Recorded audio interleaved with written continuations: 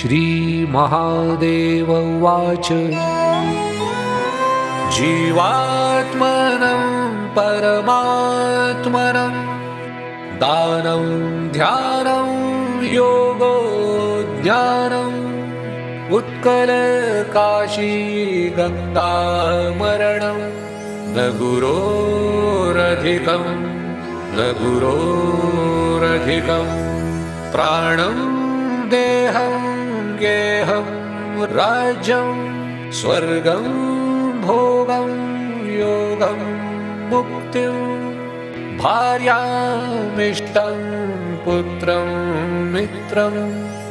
न गुरोरधिकं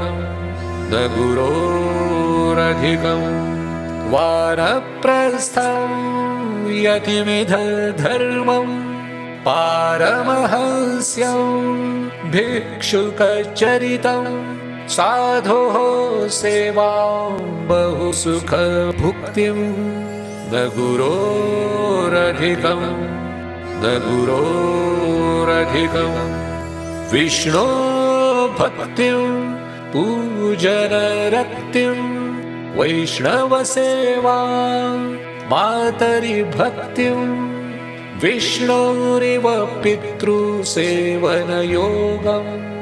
न गुरोरधिकं प्रत्याहारं चेन्द्रिययजनं प्राणायामन्यासविधानम् इष्टे पूजा जपतप भक्तिर्न गुरोरधिकं काली दुर्गा कमला भुवना त्रिपुरा भीमा बगला पूर्णा श्रीमातङ्गी धूमा तारा न गुरोरधिकं मत्स्यं कौर्मं श्रीवराहं नरहरिरूपं वामनं चरितं नरनारायणचरितं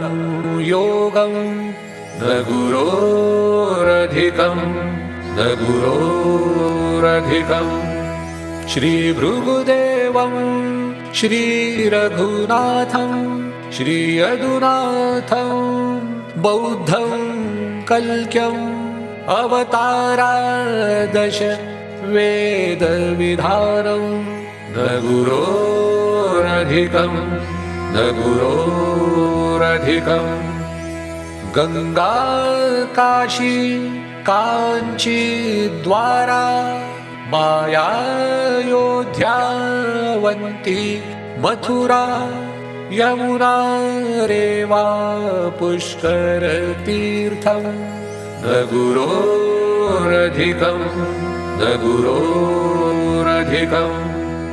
गोकुलगमनं गोपुररमणं श्रीवृन्दावन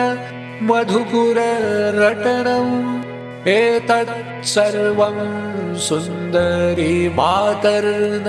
गुरोरधिकं तुलसी सेवा हरिहर भक्तिः गंगासागर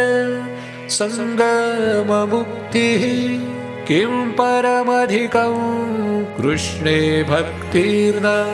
गुरोरधिकं एतत् स्तोत्रं पठति च नित्यं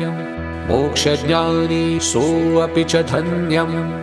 ब्रह्माण्डान्तर्यद्यदध्येयं न गुरोरधिकम् इति श्री गुरुस्तोत्रम्